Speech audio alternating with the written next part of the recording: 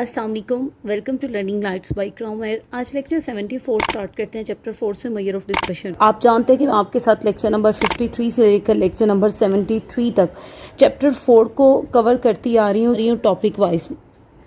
Means जैसे आपका chapter start हो रहा है उसमें जो टॉपिक आता है उसकी बेसिक डेफिनेशन, उसको ग्रुप अनग्रुप और डिस्क्रीट सीरीज से कैलकुलेट करने के बाद मैंने जो क्वेश्चन पिक किए थे वो आपके एक्सरसाइज के पिक किए थे। डेट्स वाई क्वेश्चन शफल कर गए थे। इस तरह आपके पास लेक्चर नंबर 53 से लेकर लेक्चर नंबर 73 तक मैंने एक प्लेलिस्ट अपलोड की है। बट इसमें टोटल आपके पास कितनी वीडियोस बन रही हैं या आप कह सकते हो कि टोटल कितने लेक्चर्स बन रहे हैं, ये 21 लेक्चर्स हैं जो आपके चैप्टर 4 को ऑलमोस्ट कवर कर रहे हैं। तो चलें, चैप्टर को हमने कवर कर लिया है इन 21 लेक्चर्स में। लास्ट पे आपके साथ एक्सरसाइज को भी कवर करवाना चाह रही हूँ कि अगर अनटिल कोई क्वेश्चन आपको नहीं मिल रहा या कोई क्वेश्चन रह गया या कोई रेपिटेशन थी और मैं नहीं करवा पाई तो एक्सरसाइज को भी देख लेते हैं ताकि मैं क्वेश्चन आपके साथ कंप्लीट डिस्कस करवा सकूं। तो आज हम अपनी एक्सरसाइज 4 का क्वेश्चन नंबर 4.1 से लेकर क्वेश्चन नंबर 4.15 इन 15 क्वेश्चंस को डिस्कस करेंगे। मैं ये तो नहीं कहूँगी कि मैं आपके साथ कंप्लीट सोल्यूशन को डिस्कस करूँगी, क्योंकि सोल्यूशन मैं ऑलरेडी बहुत सारे क्वेश्चंस का आपके साथ करवा चुकी हूँ। लास्ट में मैं कंटेंट पेज अपलोड करूँगी, आप उसके अकॉर्डिंग भी अपने लेक्चर को सर्च कर सकते हो। एक्सरसाइज 4 है आपके पास, इसका क्वेश्चन है 4.1। What do you understand by dispersion? What are the most usual method of measuring dispersion? Indicate the advantages and disadvantages of those methods. आपने डिस्पर्शंस के बारे में बताना है और आपने बताना है कि किन मेथड से हम डिस्पर्शन को मेजर कर सकते हैं। और नेक्स्ट है indicate the advantages and disadvantages of these methods, और फिर आपने बताना है कि इन मेथड्स के एडवांटेजेस और डिसएडवांटेजेस क्या हैं। के साथ मैं क्वेश्चन नंबर 4.1 डिस्कस कर चुकी हूँ लेक्चर नंबर 53 में, क्योंकि चैप्टर 4 को स्टार्ट ही हमने लेक्चर नंबर 53 से किया था। इसका सोल्यूशन आपको मिल जाएगा लेक्चर नंबर 53 में। नेक्स्ट क्वेश्चन है क्वेश्चन नंबर 4.2। क्वेश्चन नंबर 4.2 में आपको कहा गया define mean deviation and it's coefficient. Next आपको कहा गया discuss its advantages and uses. 4.2 में देखिए फर्स्ट पे कहा गया आपको define mean deviation and it's coefficient. Mean deviation और इसके कोफिशिएंट के मुतालिक आपको आंसर मिल जाएगा लेक्चर नंबर 58 में। मैंने आपके साथ लेक्चर नंबर 58 में मीन डेविएशन को काफ़ी डिटेल्ड से डिस्कस किया था। और नेक्स्ट आपको कहा गया discuss its advantages and uses. आपने इसके एडवांटेजेस यूजेस बताने हैं, जबकि लेक्चर नंबर आपको 61 में एडवांटेजेस और डिसएडवांटेजेस मिल जाएंगे। काइंडली वहाँ विजिट कर लीजिएगा और उसमें मैं आपके साथ यूजेस भी डिस्कस कर चुकी हूँ मीन डेविएशन के। नेक्स्ट है क्वेश्चन नंबर 4.3। क्वेश्चन नंबर 4.3 में आपको कहा गया what is semi inter quartile range. आपने बताना है कि सेमी इंटर क्वार्टाइल रेंज क्या होता है। आपको पता है कि सेमी इंटर क्वार्टाइल रेंज हम किसे कहते हैं? हम क्वार्टाइल डेविएशन को कहते हैं। और what is semi inter quartile range आपने डिफाइन करना है कि सेमी इंटर क्वार्टाइल रेंज क्या होता है। तो लेक्चर नंबर 56 में मैंने आपके साथ क्वार्टाइल डेविएशन को डिस्कस किया था या सेमी इंटर क्वार्टाइल डेविएशन को डिस्कस किया था। नेक्स्ट आपके पास क्वेश्चन नंबर 4.3 का second part define range and it's uses. आपने रेंज बताना है और रेंज के यूजेस के मुतालिक बताना है। तो रेंज की बेसिक डेफिनेशन आपको मिल जाएगी लेक्चर नंबर 54 में। मैं यहाँ पे लिख रही हूँ लेक्चर नंबर 54 में रेंज की बेसिक डेफिनेशन। और जो इसने पूछा है कि आपने इसके यूजेस बताने हैं, रेंज के यूजेस। तो रेंज के यूजेस मैंने देखिए आपके साथ डिस्कस किए थे लेक्चर नंबर 55 में। नेक्स्ट है क्वेश्चन नंबर 4.4। आपको पूछा गया explain the difference between absolute dispersion and relative dispersion. Describe the properties of standard deviation. Suppose देखें बेटा, अगर मैं आपके साथ ये क्वेश्चन वाइज लेक्चर्स को शुरू करवाती तो देखिए इधर इसने पूछा है कि डिस्पर्शन के मुतालिक बताएं। नेक्स्ट आपको वो मीन डेविएशन का पूछ रहा है, जबकि आपको पता है डिस्पर्शन के फौरी बाद मैंने आपके साथ डिस्कस की थी 2 ब्रॉड टाइप्स ऑफ डिस्पर्शन, जिसमें फर्स्ट पे था एब्सोल्यूट डिस्पर्शन और सेकंड वन था रिलेटिव डिस्पर्शन। तो मींस आपको इनकी भी बेसिक डेफिनेशन मिल जाएगी लेक्चर नंबर 53 में। नेक्स्ट आपके पास describe the properties of standard deviation. आपको पता है चैप्टर 4 के जो मेन टॉपिक्स या इंपॉर्टेंट टॉपिक्स रहते हैं ना, इनमें आपके पास स्टैंडर्ड डेविएशन और वेरिएंस काफ़ी इंपॉर्टेंट कंसिडर होता है। और नेक्स्ट आपके पास जो सेकंड मोस्ट इंपॉर्टेंट टॉपिक आ रहा होता है ना, वो मूवमेंट्स होते हैं। और इसमें वेरिएंस और स्टैंडर्ड डेविएशन की basic definition as a short question आपसे पूछा जा सकता है। और इसमें properties of variance and standard deviation ये बहुत इंपॉर्टेंट है। जो इसने पूछा है describe the properties of standard deviation, तो स्टैंडर्ड डेविएशन की प्रॉपर्टीज आपको मिल जाएंगी लेक्चर नंबर 65 में। क्वेश्चन नंबर 4.5 में आपको कहा गया define various measure of dispersion and given their formula. तो आपने मेजर ऑफ डिस्पर्शन के मुतालिक बताना है, तो ये आपके साथ मैंने डिस्कस किया था लेक्चर नंबर 53 में। नेक्स्ट आपके पास क्वेश्चन नंबर 4.5 का सेकंड पार्ट, इसमें आपको कहा गया the following table gives the mark of the student. Mark of frequency दे दी गई है और आपने फर्स्ट स्टेप में कैलकुलेट करना है क्वार्टाइल डेविएशन और नेक्स्ट आपने कोएफिशिएंट ऑफ सिक्यूनेस कैलकुलेट करना है। क्वेश्चन नंबर 4.5 का सेकंड क्वेश्चन मैंने नहीं करवाया हुआ, तो ये मैं आपके साथ अभी डिस्कस कर रही हूँ। मैंने क्या किया है, इस क्वेश्चन में जो आपको डेटा प्रोवाइड किया गया था मार्क और फ्रीक्वेंसी, इसे उतार लिया है। जैसे डिस्ट्रीब्यूशन फिनिश होता है, एक रो को ब्लैंक छोड़ते हुए हम डिस्ट्रीब्यूशन कवर कर लेते हैं अपना। फर्स्ट में आपको कहा गया कि आपने कैलकुलेट करना है क्वार्टाइल डेविएशन, जिसको क्यूडी कहते हैं, और सेकंड पार्ट में बेटा आपने कैलकुलेट करना है कोएफिशिएंट ऑफ सिक्यूनेस। देखिए जैसे मैंने इसके फर्स्ट पार्ट में क्वार्टाइल डेविएशन कैलकुलेट करना है, तो क्वार्टाइल डेविएशन का सबसे पहले तो फार्मूला आना चाहिए, लेकिन फार्मूले से भी पहले हमें डेटा की पहचान होनी चाहिए कि किस किस्म का डेटा है। फ्रीक्वेंसी है, ग्रुप्स बने हुए हैं, तो ये कौन सा डेटा हुआ, ये कंटिन्यूस सीरीज हुआ, और कंटिन्यूस सीरीज को हम क्या कहते हैं, डेटा। जब डेटा की पहचान आ गई तो फिर हमें क्वार्टाइल डेविएशन का फार्मूला आना चाहिए था। आपको पता है क्वार्टाइल डेविएशन का फार्मूला क्या होता है? क्वार्टाइल डेविएशन होता है half of the difference between the third and first quartiles. Means आप क्वार्टाइल 3 में से क्वार्टाइल 1 को माइनस करते हो और 2 पे डिवाइड कर देते हो। अब आप देख रहे हो कि क्यूडी में आपको Q3 और Q1 भी चाहिए, तो डेटा में तो नहीं है हमारे पास ये काउंट, तो हम Q3 और Q1 कैलकुलेट करते हैं। Q3 किसके इक्वल होता है? Q3 इक्वल होता है L plus H by F 3n/4 minus C, जबकि Q1 इक्वल होता है L plus H over F। Rest of the part same आता है, यहाँ पे चेंजेस होती है। जैसे n के साथ मल्टीप्लाई हो रहा था ना 3, अब n के साथ मल्टीप्लाई होगा 1n, तो 1n का मतलब सिंपली n ही होता है। और डिवाइजर में आपके पास 4 आता है। 4 इसलिए आता है क्योंकि क्वार्टाइल्स पे हम काम कर रहे होते हैं। क्वार्टाइल्स डेटा को 4 पार्ट पे डिवाइड करता है माइनस C।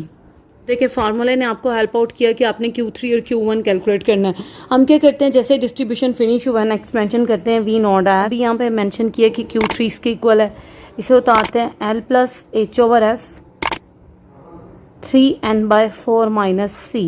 एक्सरसाइज को कवर करवा रही हूँ तो मैं आपके साथ में कुछ हिंट्स भी मेंशन करती हूँ। याद रखिएगा कि अगर मीडियन क्वार्टाइल्स, डिसाइल्स, परसेंटाइल्स और क्यूडी क्वार्टाइल डेविएशन को कैलकुलेट करने को कहा गया है, तो आपके पास डिस्ट्रीब्यूशन में कौन से 2 कॉलम्स का होना ज़रूरी है? एक आपके पास CB हो, CB stand for class boundary, and the second one is CF which is cumulative frequency.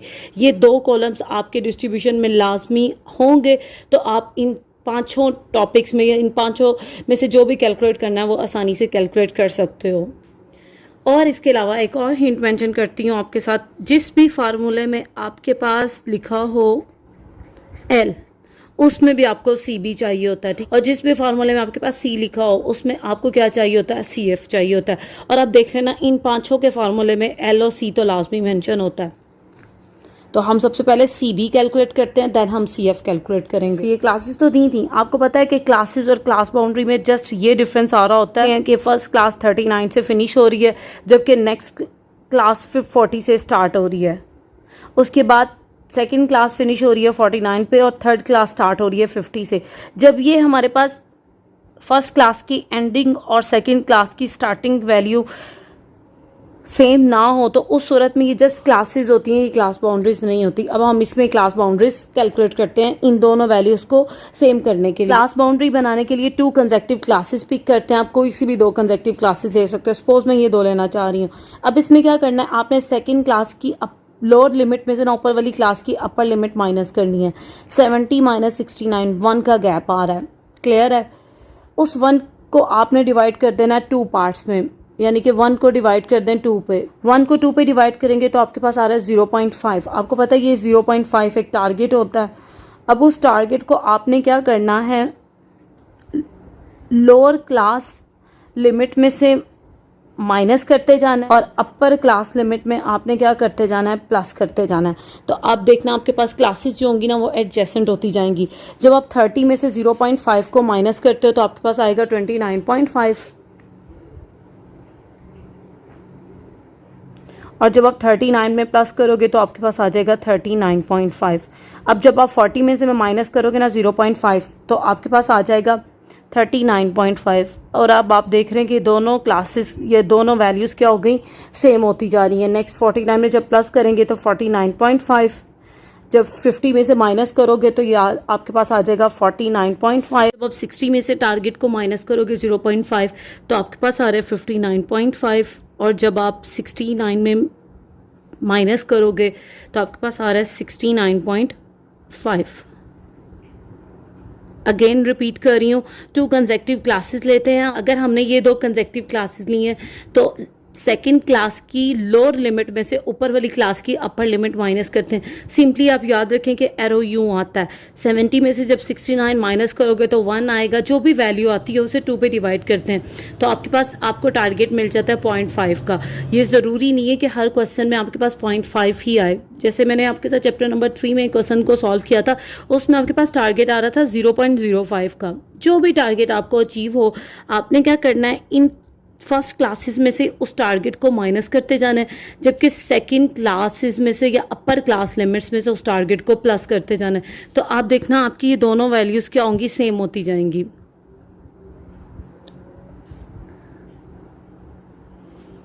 ये आपने सी बी कैलकुलेट कर लिया, और नेक्स्ट आपने क्या कैलकुलेट करना है, आपने सी एफ कैलकुलेट करना है। C F stand for cumulative frequency. Cumulative frequency में आप क्या करोगे, first frequency as it is आ जाएगी। फर्स्ट फ्रीक्वेंसी में आप नेक्स्ट फ्रीक्वेंसी 87 प्लस करोगे।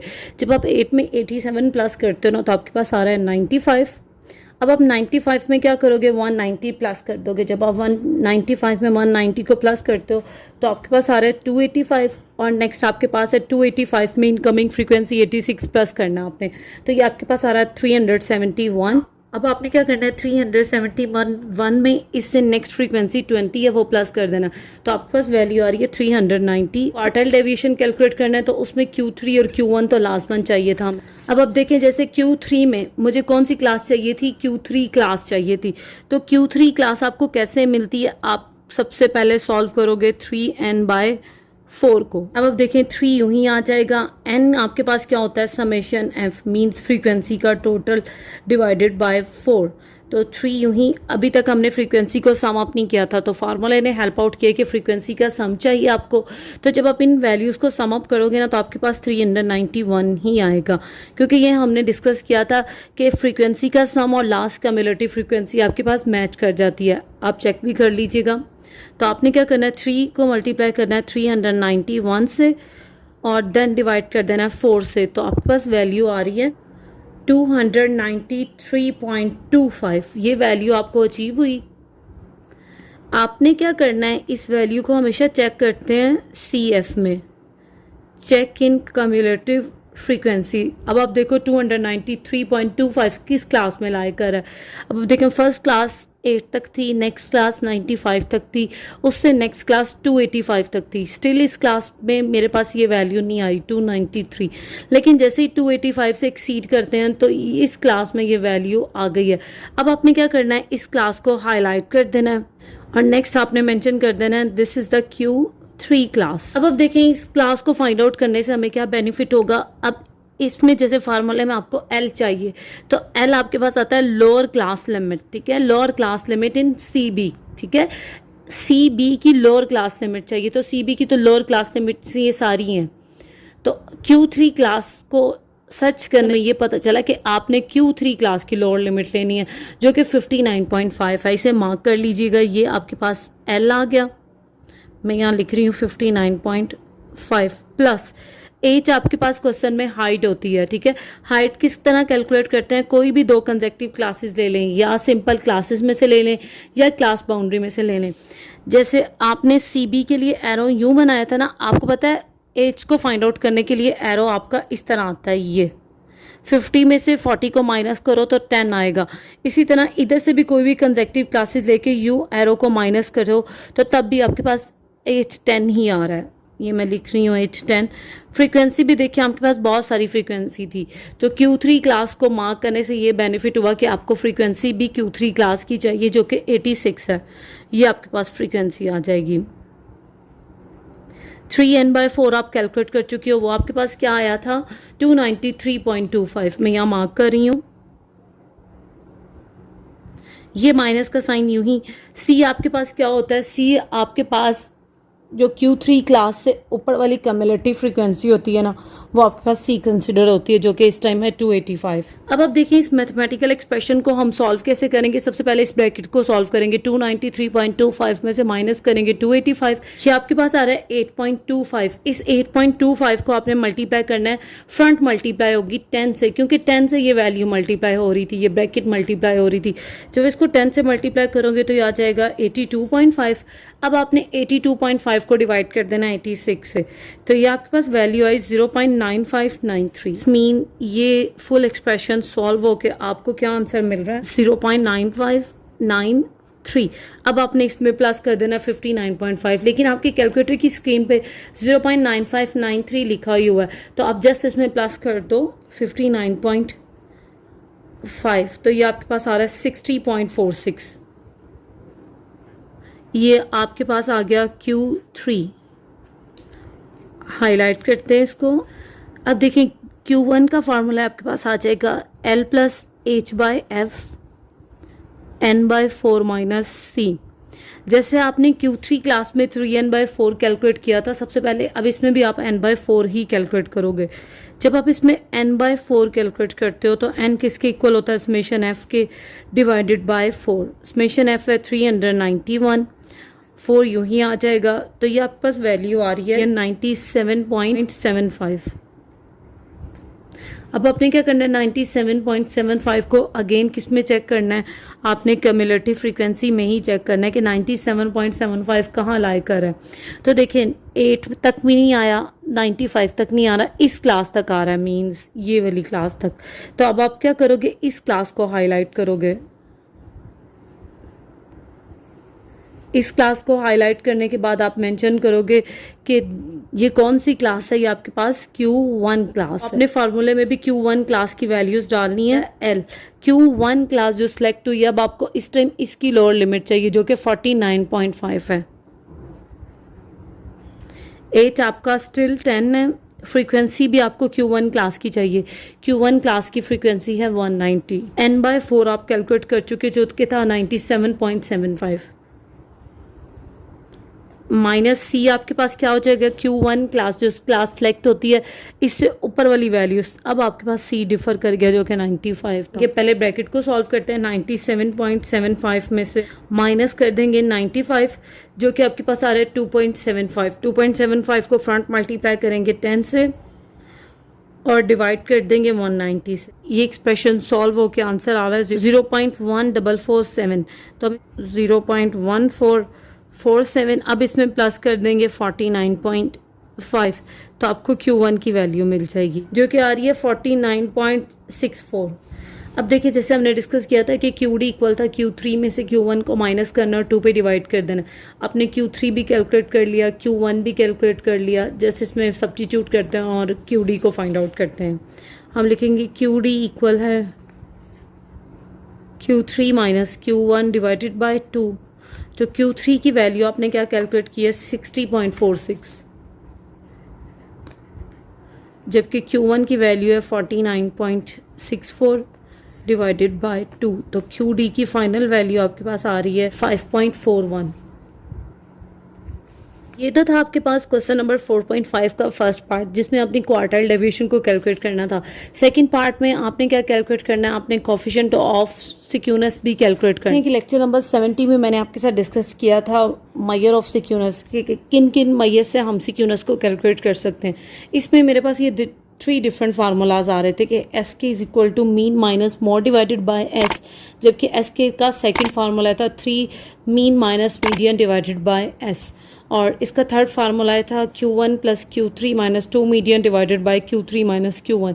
3 डिफरेंट फार्मूलाज हैं। आप चाहो तो आप इन तीनों में से कोई भी फार्मूला अप्लाई कर सकते हो, लेकिन मेरे अकॉर्डिंग क्योंकि हम फर्स्ट पार्ट में Q1 और Q3 कैलकुलेट कर चुके हैं तो क्यों ना हम मीडियन को कैलकुलेट करें, तो हम ये वाला फार्मूला अप्लाई कर लें जिसको हम क्या कहते हैं, बोलिस कोफिशिएंट ऑफ सिक्यूनेस। क्योंकि क्वेश्चन में जस्ट वो आपसे कह रहा है कि आपने कोफिशिएंट ऑफ सिक्यूनेस फाइंड आउट करना है, इसने हमें रिस्ट्रिक्ट नहीं किया कि इन तीनों में से कौन सा फार्मूला अप्लाई करना है। तो मैं ये फार्मूला अप्लाई करना चाह रही हूँ, तो इसके लिए मैं मीडियन को कैलकुलेट करती हूँ और देन इस फार्मूले में सब्स्टिट्यूट करके कोफिशिएंट ऑफ सिक्यूनेस कैलकुलेट कर लेंगे। ये हमने डिसाइड कर लिया कि मुझे बोलिस कोफिशिएंट ऑफ सिक्यूनेस कैलकुलेट करना है और उसमें मीडियन का इस्तेमाल हो रहा है, डेट्स वाई मैं मीडियन को कैलकुलेट करती हूँ। तो मीडियन इक्वल आ रहा है आपके पास L plus H by F N by two minus C. ये आपके पास मीडियन का फार्मूला है। इसमें भी आप सबसे पहले n by two he calculate करोगे। आप लिखोगे n बाई टू, n है summation F divided by two, summation F है 391 डिवाइडेड बाई 2, तो ये आपके पास आ रहा है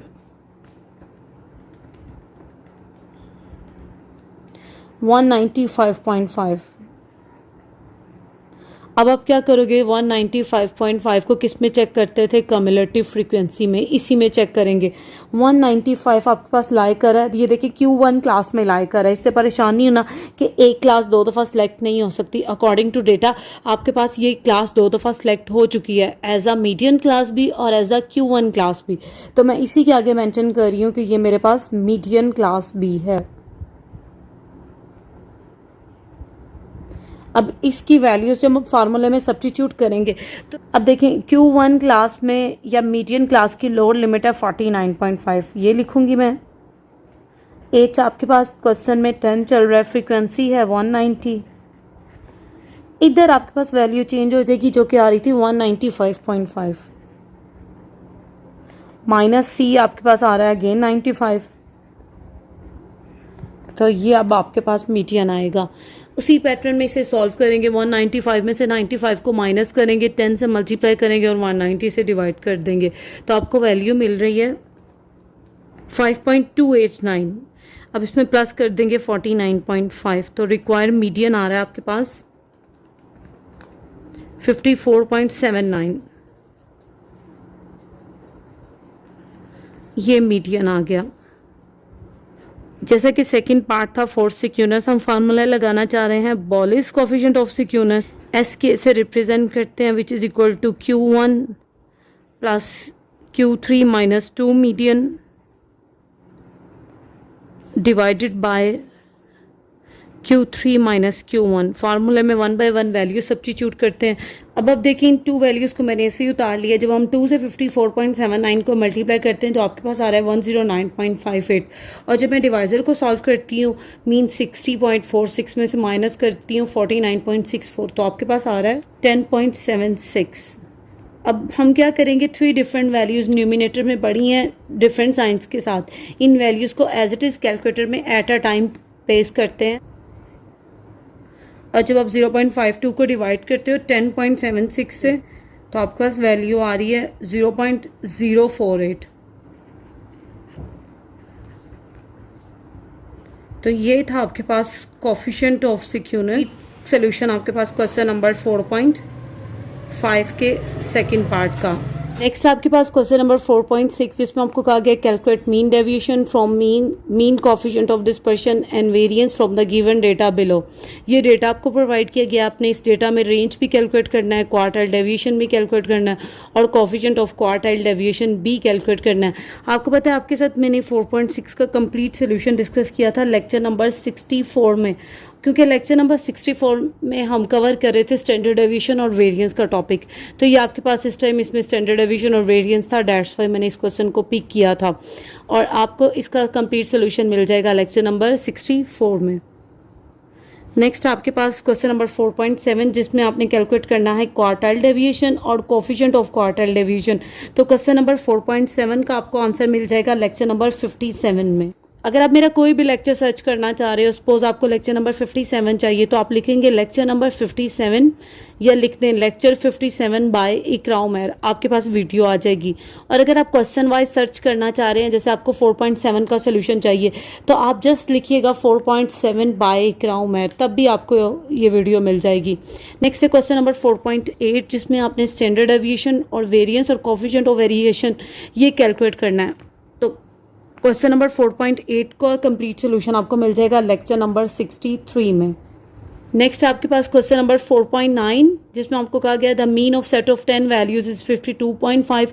इस तरह आपको वैल्यूज दे के आपको कहा गया find the combined standard aviation. आपने कंबाइंड स्टैंडर्ड एविएशन कैलकुलेट करना। इसी तरह का इसमें भी आपने mean and standard aviation calculate करना है for the combined group of 90 childrens. तो 4.9 और 4.10 एक ही नेचर के क्वेश्चन थे। इन दोनों क्वेश्चंस का सोल्यूशन आपको मिल जाएगा लेक्चर नंबर 66 में। नेक्स्ट आपके पास क्वेश्चन नंबर 4.11।